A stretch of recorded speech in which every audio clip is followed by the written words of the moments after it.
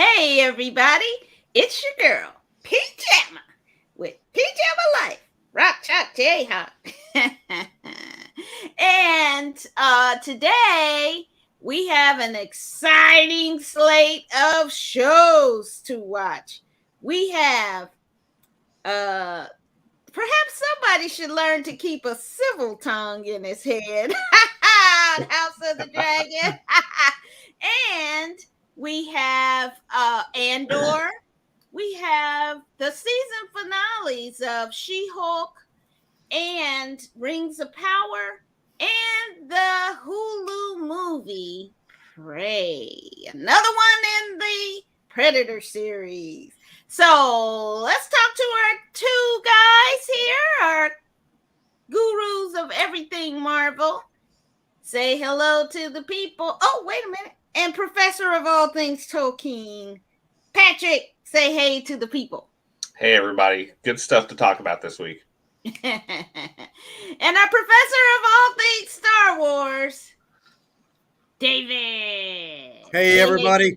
Great to be with you. And I got something fun in the mail to talk about a little bit later. Woo! All right. All right. We are cooking with grease now, and we will start off with our movie in the next part of Predator is Prey. Let's take a look. A long time ago, it is said, a monster came here.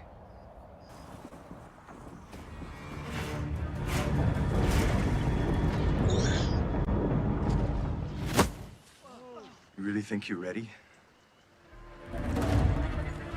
You want to hunt something, it's hunting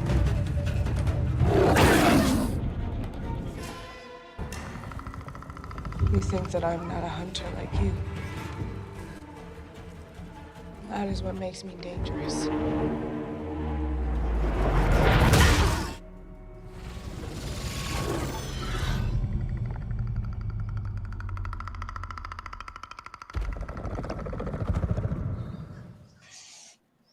Okay, I want to go first. Trash. This was trash, man. How you gonna have a movie about an extraterrestrial who comes down with all his sophisticated equipment, then hunts people with bows and arrows and wooden spears? It was just ridiculous. Well, a contender for the worst movie of the year for me. So, trash. Okay. Patrick, what did you think? You know, in the continuation of like the original Predators, the way you beat the Predators by using primitive technology. So this was right in line with everything else that they had done in all the movies. Don't even make that face. You like Hellraiser. We're going to talk about that next week. So I'm ready. Just get ready. Both barrels. I'm just saying both barrels. It wasn't bad. You know, it was good. It was a nice, strong feminine protagonist. You know, it was interesting to see, you know, the culture, the stuff they were doing. And I thought it was pretty well done as far as her, you know, having to escape from the French traders that were doing, well, you know, white man stuff. Yeah. I mean, so overall, I thought it wasn't bad. You know, I'm not a big fan of the Predator series per se, but you know, it was a nice little chapter in it because it was a prequel, more or less, because this was like way before any of the Predator movies have been made up to this date. So it wasn't bad. I enjoyed it. It definitely not for kids unless they're into beheadings. So there we go. Yeah. Okay. That's gonna be a thing. That's gonna be a theme this week, isn't it? Beheadings. Okay. Oh, maybe. Yeah. Okay, David, what did you think? You know, well, I am a fan of the Predator series and even the Predator versus Alien aspect of it. I liked it. I thought this was a fun movie.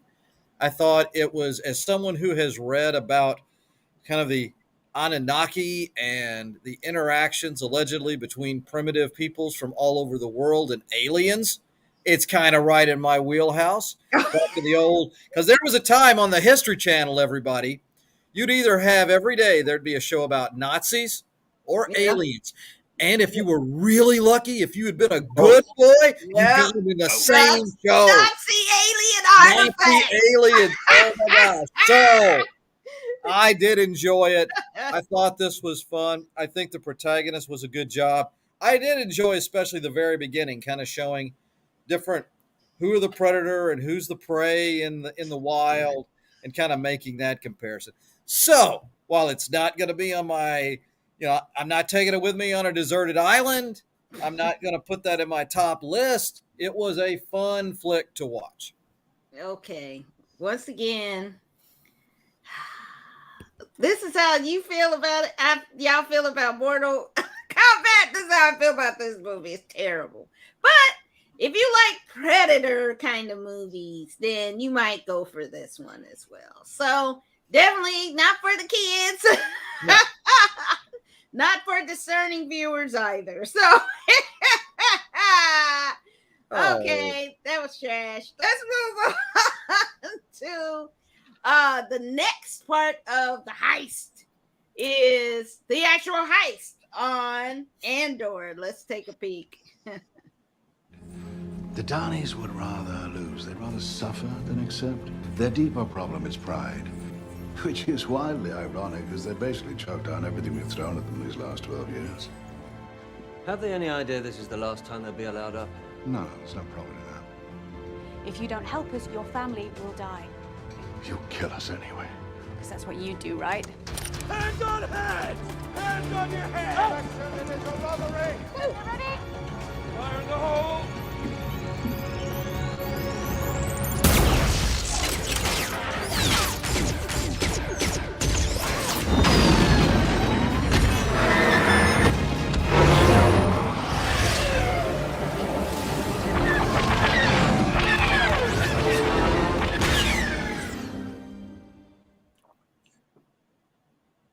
Woo!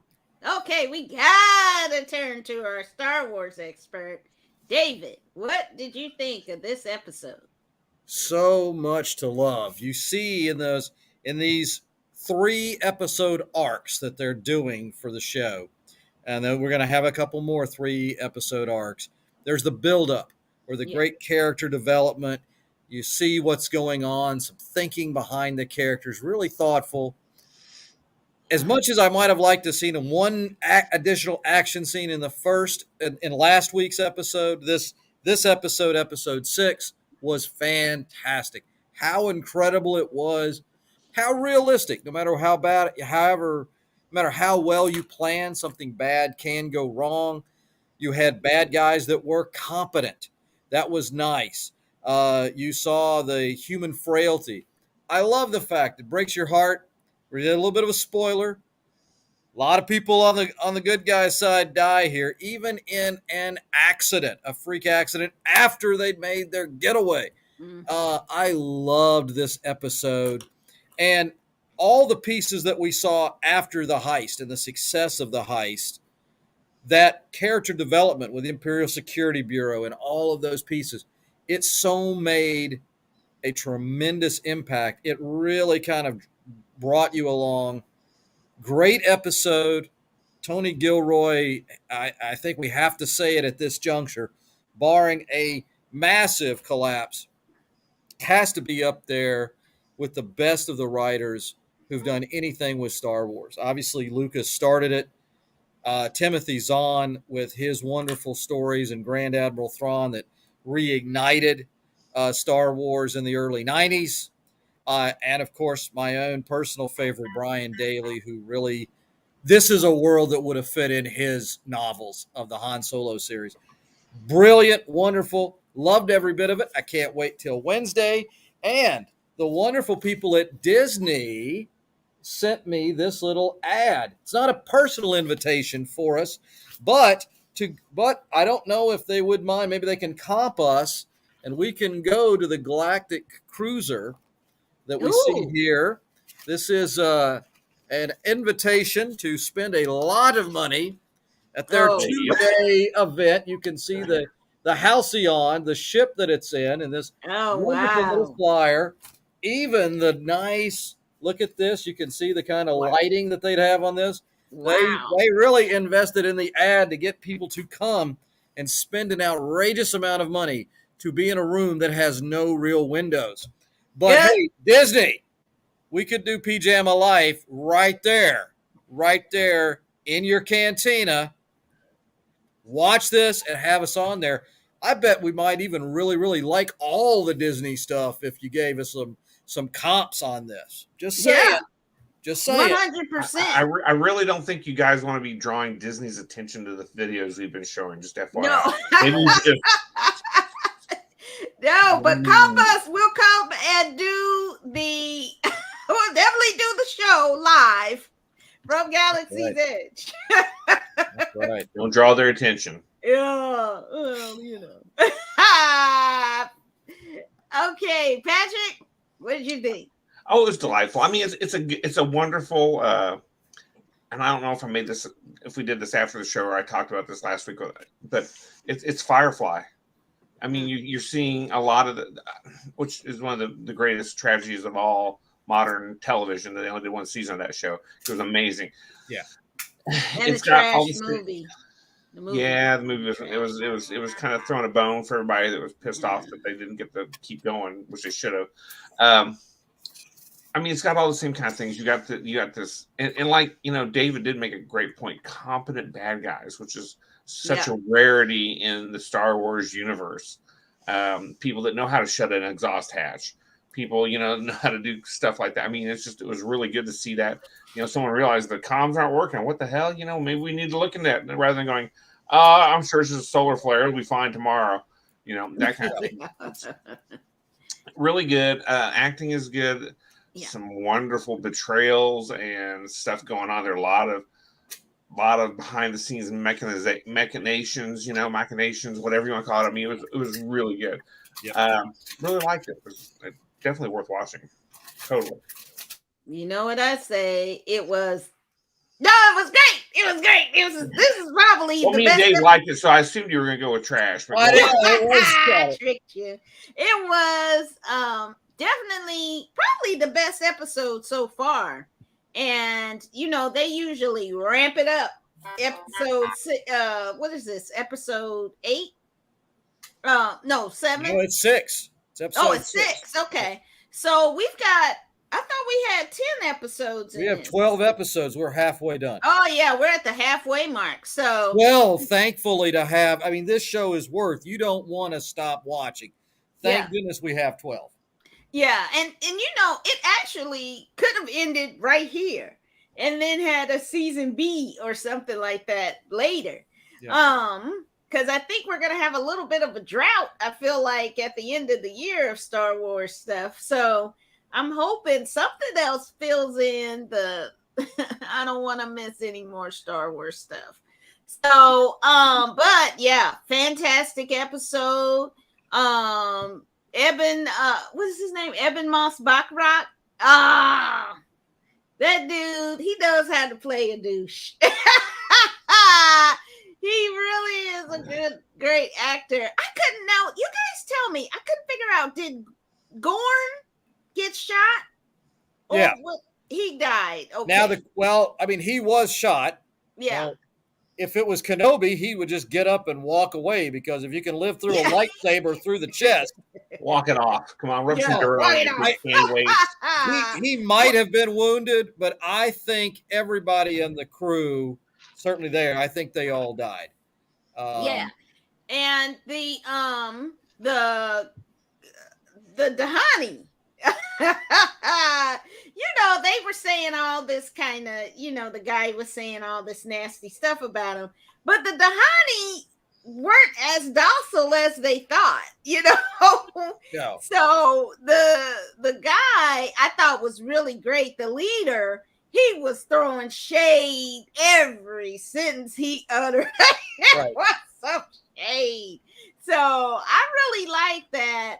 While the colonizers, as I call them, were, and that was really what we saw at the beginning of the clip, in the beginning of the episode. That really was revelatory about how colonizers think and how they behave and how they act. And I thought that was really interesting and something very different that they're exploring in this indigenous people versus colonization. And so I think we're going to see the Dahani. I hope we see the Dahani come out. Well, we've got one rebel left on the planet, so it's conceivable that they will go back to Aldhani.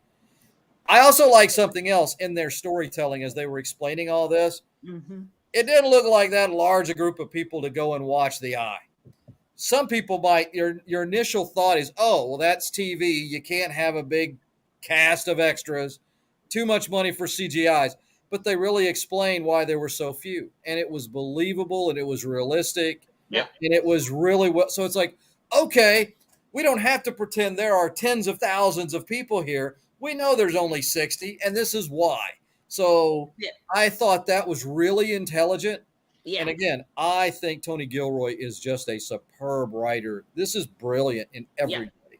Yeah. And who knows? Maybe the other 14,940 people are preparing to attack. So, that's what I'm hoping for, some liberation. So definitely fantastic episode.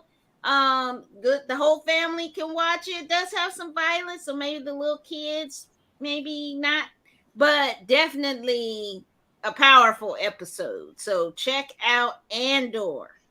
All right, next, talking about flapping your gums and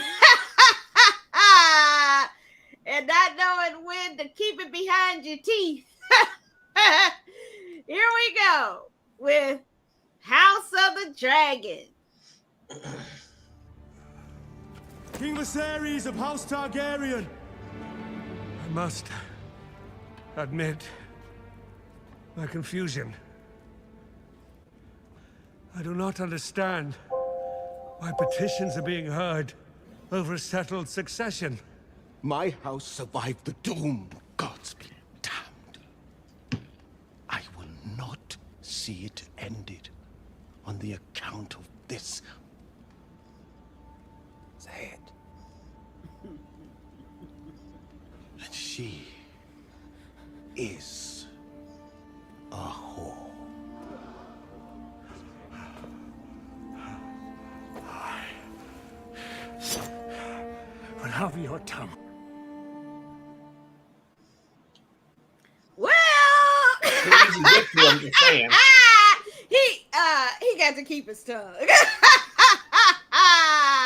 Well, Patrick, since you read the books, why don't you talk about what you thought of this week's House of the Dragon? I gotta tell you, it was a really interesting episode on several levels. Obviously the fuck around, find out moment there. Yeah, not the House Valerian's brightest moment. Just saying, didn't read the room very well. Just saying, people walking with arms, you might want to think they could use those anyway. Overall, I mean, it's really good. Matt Smith is still just killing it every episode he's in. I mean, literally and figuratively this episode, I guess. Keep my wife's name out your mouth. Wow. I mean, it's funny how one moment really defined that whole episode. And I mean, that was it. I mean, the talk where they got the table together when Viserys was there still kind of made everybody make peace and start toasting. And you felt like there was actually a little bit of connection between Rhaena and Alicent. Yeah. And then them damn kids, they always do, ruin the dinner. And then, at the end you have Viserys dying. With horrifically, by the way. I don't know if any of you have seen the movie. It was the Jerusalem thing. It was a Ridley Scott film. Ridley Scott?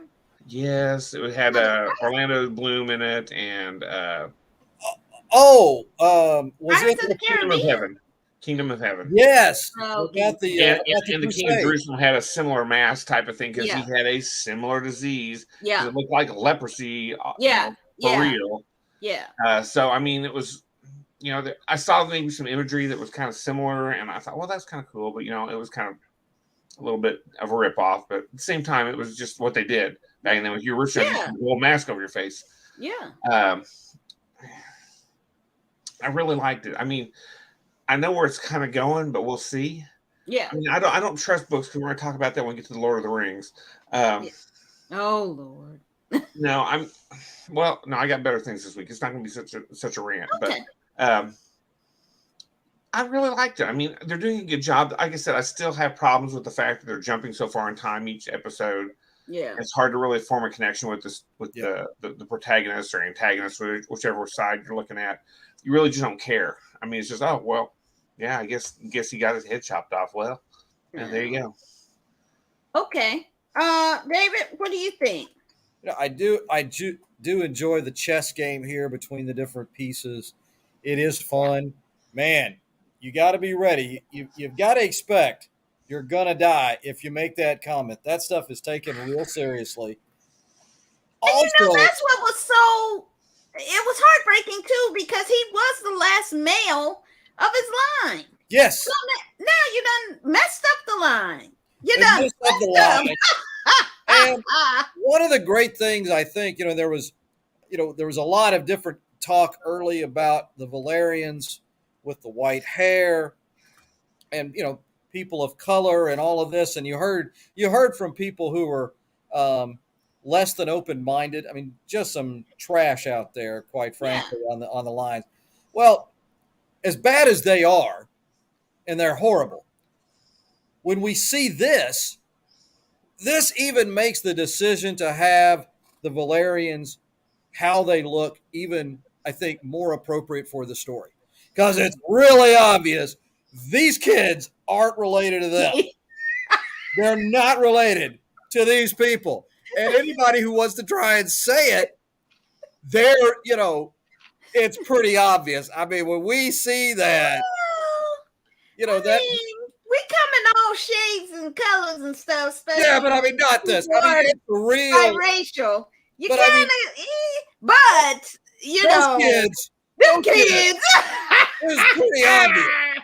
That's what I'm trying to say. Is it was like, I mean, it was clear those kids didn't come from that guy, even if he had been straight. And they're all white-haired people on the other side.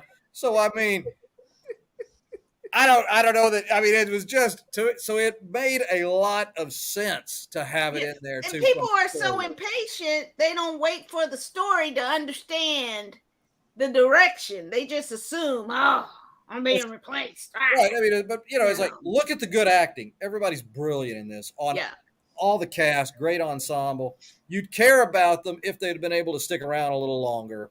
That point, I've echoed before, but agree 100% with Pat on that tonight. But a fun show. Looking forward to seeing it continue.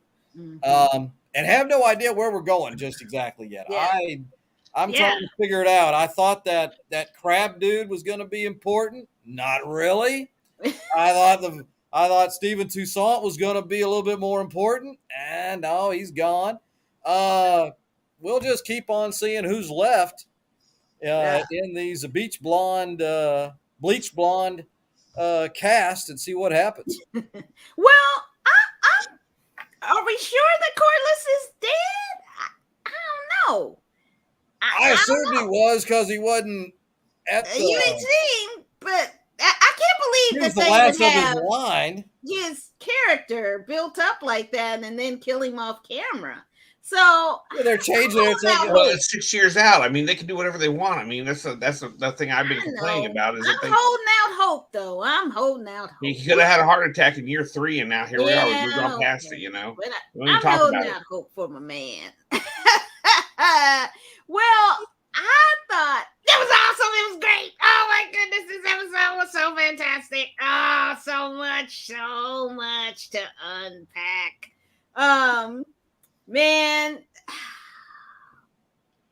poor Vayman. Man, sometimes you want something so much it makes you reckless. And then he was kind of strutting out there like, he didn't care what the king said. He had the Alicent and Otto in his back pocket. So I was like, soon as the king said this matter is settled, and Alicent kind of went, damn, I got checkmated. And her dad was like, oh, we got to think of something else. Yep. And then he's still not getting the idea. Read the room. Yeah. Not getting it. He's not reading the room at all. And even Rhaenyra looked at him and was like, don't do that. And she told him before, what you're saying is treason. You better watch yourself. Poor my man. That was a terrible end to a just silly dude. And he didn't do his house any favors. You know, Corlys always thought the long game, and Vaemond just thought the short game. Yeah. So he got shorted out. He got shorted. But those kids, so much shade. Now, Rhaenyra, now this is the one thing about Rhaenyra. She always looking like, how dare you say something about my children? They know them ain't your kids. But no one says it. But she really acts like, well, that's what she's supposed to do. She's doing her job. Her hand and made her clap. I mean, it's die with the lie. Die with the lie. That's her motto. I mean, now here's an interesting theory I saw. Okay, so the kids came up dark-haired, right? But we didn't actually see her drink the liquid abortion pill. That kid could be Sir Kristen's. I don't know. Could be possible. And but the kids putting the pig in front of what's his name? Aemon. That was some shade. 100% delicious shade right there. And when he stood up and then Daemon stood up, it was like, do something. Oh, I was just like, Daemon wins the episode again. Yep. But I really think that Daemon, he could have chopped his head off all the way, but he didn't. So I think that's growth. Because it's harder to cut through a thicker chunk than the thinner chunk. Way to go that he's obviously been doing a little bit of working out. Work on himself. Lifting some weights, maybe eating a little healthier. He's been training. So he's able to cut through the thick chunk, not the thin chunk. Solid move. That's real growth. He let him keep his tongue in his mouth. He had to leave the tongue intact because, the king wanted that. He said he'd have it. So here it is laid out for you. You won't twitch while you get it now. But I think one of the funniest things I saw on the internet was, and if you have a chance to go see #Dim Thrones, y'all. When King Viserys entered the room and they said a song that said, play my theme music.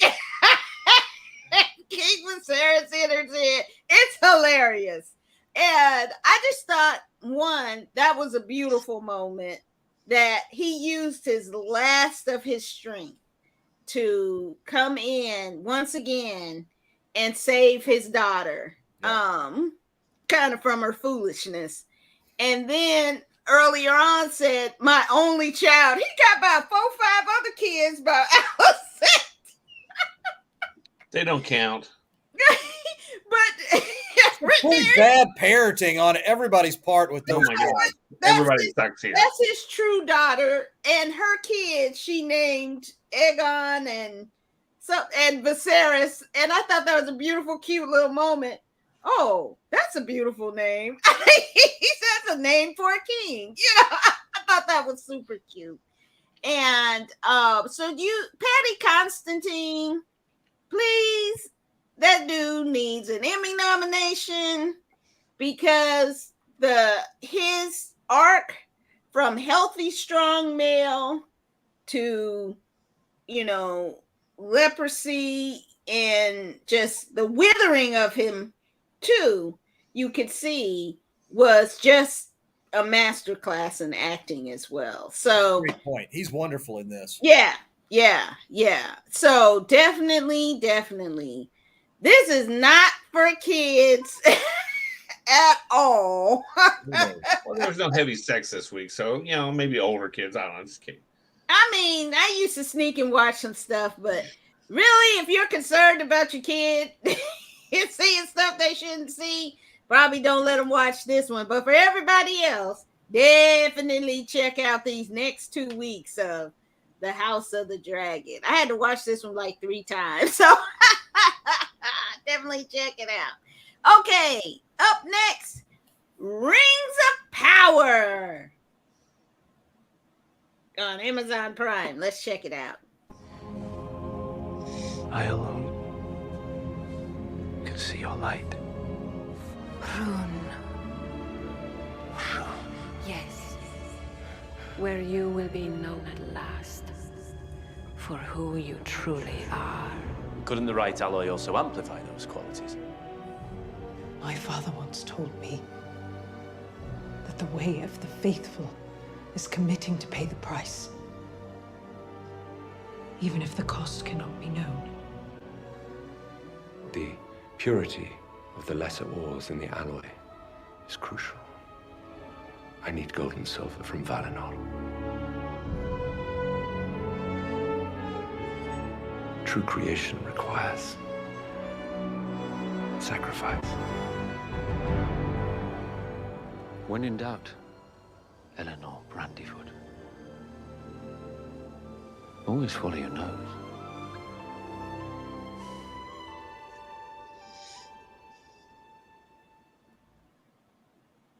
Okay, Mr. Tolkien's play cousin. What you think? Okay.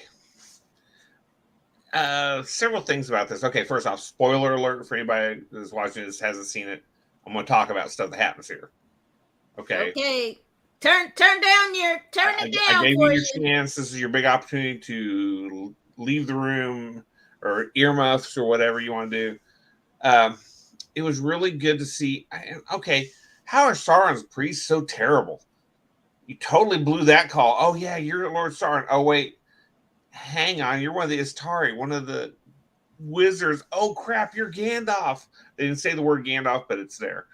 And then of course, I should have seen it. Well, this episode they really kind of drew the line, which made me go, "Holy shit, that's that guy." The Southlander who is, Galadriel rescued and took to Numenor to sow these seeds.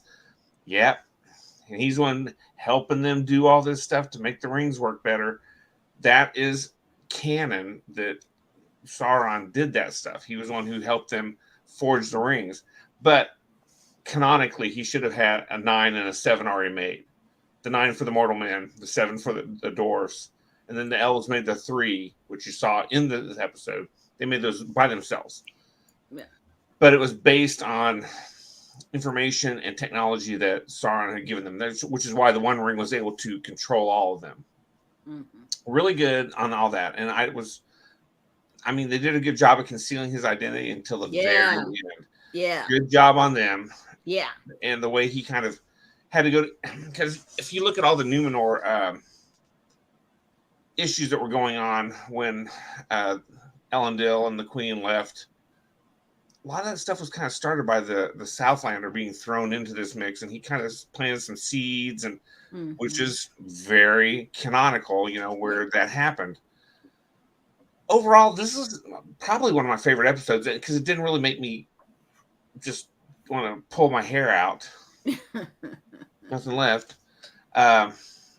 Whereas, you had because Sauron was one of the Maiar, which is one of the demigods, I guess, perhaps of Middle Earth, and he was a demigod under the tutelage of the god Auli, who is the god of smithcraft and forging, the one that the dwarves really were tight with.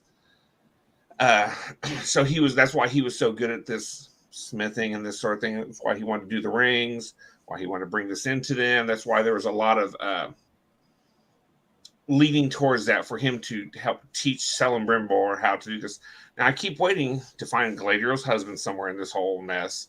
Haven't seen her show up, and so she's forming these romantic attachments with people that just really don't support. I don't know. We'll see where it goes. And Elrond helping forge this stuff. I'm just like, really? Nah, that wasn't his thing. But okay, sure, we'll go there. I'm interested to see. Like he was more the foreman though than actually doing. I am interested. Well, and to be honest, around it. I've thought about my previous statements about Mithril having nothing at all to do with anything about anything. It didn't. But the Rings of Power, to a certain extent, did have something to do with the way the elves continue to able to contain their little kingdoms, like Lothlorien and Rivendell. Mm-hmm. By the power of the rings, they were able to basically stop the decay of the world. And so, I mean, if you had to have Mithril, another thing. I'm going through this in my head. And it was in the clip. We need gold and silver from Valinor. Who makes a dagger out of gold and silver? Two soft metals. You're not going to make that. You're going to make it out of steel. You're going to make it out of iron. I had a problem. Or did it just have that in it? I didn't know if the blade was actually gold and silver or if it was in the hilt that they could use. I don't know. The hilt was yellow. The blade was silver, or was of a metallic, shiny silver white metal. So, and they threw the whole damn thing there. It's not Earth, so I got it. I mean, it was a bit of a silly thing. Overall, this is one of the best as far as and I did like the wrap up at the end with the Harfoot going off with Gandalf, as we know, or whoever it is. It could be Radagast, it could be one of the other 5 wizards they never name in Tolkien, so we can make shit up now at this point, which they have had no problem doing. I'd like to put that out there. Okay. They can go anywhere they want. I expect it's Gandalf because of the connection with the Hobbit forebears, as it were. Yeah. So a lot of good stuff going. This one wasn't bad. It didn't make me want to puke constantly. So, high praise indeed. High praise indeed. Yeah. It didn't want to make me puke. That's a winner. Wow, that is a high bar. Like I said, I love the way this movie I love the way the series looks. I've never had any issues. It's gorgeous. It does a good job of building worlds. Yeah. But for someone who's read the stuff, I'm like, I have problems with the way they've just taken the story on its own little side path through the woods. Okay. So, a qualified okay. Yes, there you go. That's exactly what it is. So I thought it was great. This was a great episode. Great way to end this season. I thought the reveal was really great. I thought that I was kind of wondering because I remembered the fight he had back in Numenor. And I was like, wait a minute. That's not like a hero kind of fighting. It just kind of, I was like, he's interesting. But I love the way he turned it on her and was like, nah, I told you the truth the whole time. I wasn't trying to come back. But since I'm here, then you heard like the pimp walk music. Doom, doom, doom. The king is here. And I thought it was fantastic how this is how evil people will do a woman. I want you to be my queen. Yeah, but I'm gonna be the one in power. But I need you, baby, to keep me right, to keep me, I need your light to help me, get through it all, because I need you. But really, it's the grand bargain. You're beautiful. I'm powerful. Let's do this thing. They could have called this episode Gaslighting 101. Yeah. So definitely, she's not a very good strategic thinker. She's good with a blade. She's not good with a thought. I mean, you know what I mean? She gets better. I hope so, because right now she just running on just raging and not thinking 2 steps ahead of her. So hopefully we'll see more. Sometimes it just takes sticking your hand in the fire once and then you stop doing stuff. You stop doing dumb stuff. So, but I still love the Galadriel. I think she's really been a great warrior character. And hey, Tim Windsor's here. And Electric Melanin were here, two of our favorites. But definitely this episode so chock full of good stuff. But what happened to the Black Elf? I guess that stuff just ended last week. I guess we'll pick him up next season. Next season. But definitely enjoyed the whole episode and didn't fall asleep once. No. Me neither. It actually kind of, it's been really hard for me because it's hard for me to get into that world, but I do think it ended on an uptick. So I'm looking forward to the next season, and I am looking forward here as the winter time, rewatching this and trying to get myself better acclimated. Pat, I'll be reaching out to you with notes and questions as I do this tutelage to get me on track here. But it was a good ending. A little rocky start, but a good ending for the show. Yeah, I agree. I still think it's something the whole family can watch. There are parts of it though, little big kids, they might get scared at some of the imagery and lots of blood and gore. And no sex though, right? No, I'm trying to think. Not this week. No. Not so but plenty of violence, so so definitely check out the finale of Rings of Power. Okay, I think the next season will be better. Okay, so finally we end up with Jennifer and She-Hulk. Let's take a peek. Jennifer Walters, Esquire, lawyer, millennial. This was funny. Searching for a way to balance a career and her personal life. Jennifer Walters is a woman at a new low. She has no more fight. We're not doing a narrator. We're not that off the rails. Please don't make me do this. You have to, all right? I need you to blend in with these trolls, okay? And remember to always refer to women as females. I hear your group has all been making amazing progress. Every single person seizing their goal. Am I right? This can't possibly be where the season was going.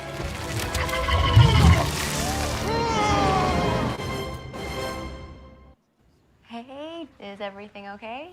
What the hell, you guys? What kind of stupid finale is this? Okay.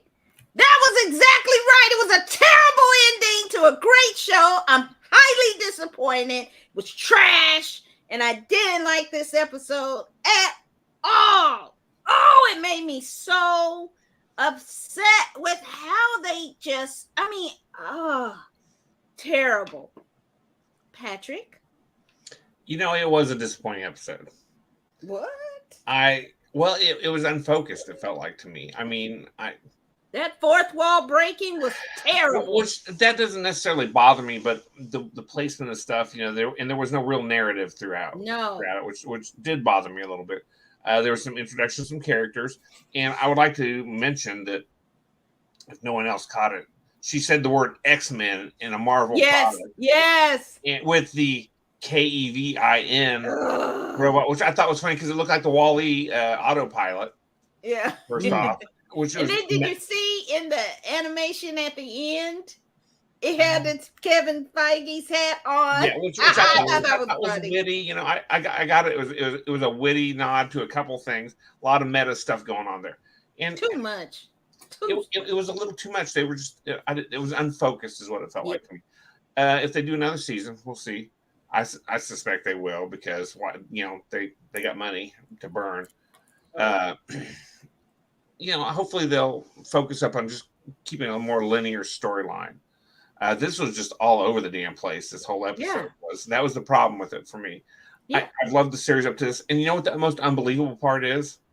Do you know that no one wants to date Tatiana Maslany? Thank you. Hello. Are you kidding me? Right. Come on. Beautiful, fun. You could see by the college video. She out there shaking it, twerking, having a good time. She's a beautiful. She would be a cat. She would be a cat. Super. Well, she's an attorney, so as long as you have a prenup, there could be a financial, investment. It's not like you're getting a charity case with it. No. And I was like, girl, it is based in San Francisco, right? Yes. And I was like, girl, you can't go a month or so without a job and you get kicked out of your apartment.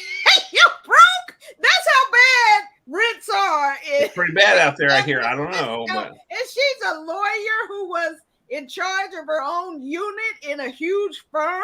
So she had to be making 2 bills. There had to be some sort of like an early termination clause or something. I mean, she's a lawyer. You have that shit written in. What the? Anyway, I enjoyed it a lot.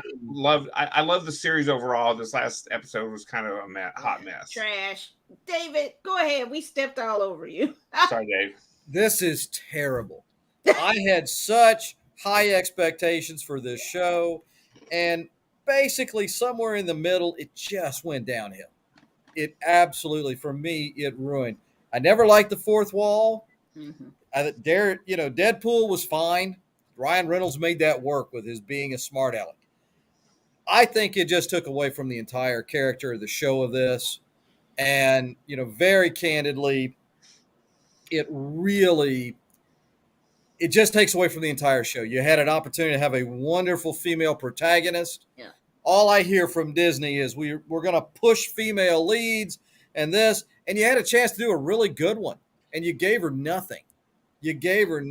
And then this last couple of episodes, I rewatched Hulk 2, where Blonsky is, and he's so good as this villain, and it's such a goofy caricature at this point. I mean, it's truly Disney-fied, and I say that, sorry guys, with the invite there, I say that in the most negative way. It's terrible. Reboot this, make it serious, and let us care about a female protagonist who is smart and strong and has a good character. Let's promote the heck out of that, because, man, this show is bad. Yeah.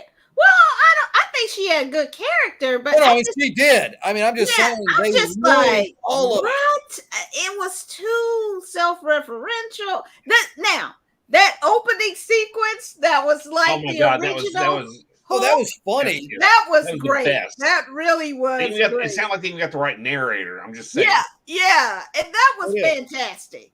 But then it was just that last, 10 minutes or something? It went everywhere. It was terrible. And I'm like, why they do that to that kid? Why they do that to this episode? I mean, that was just trash. That's what it gets for me this week. Trash. A lot of trash. It's like that a garbage episode.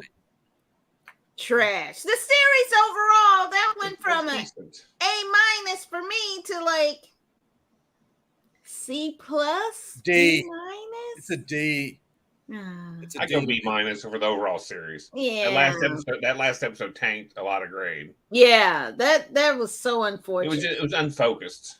Do better, Disney. And again, the best moments of this show were the cameos from other people from other properties. They had an opportunity to make a great character that we could care about, and they dropped the ball.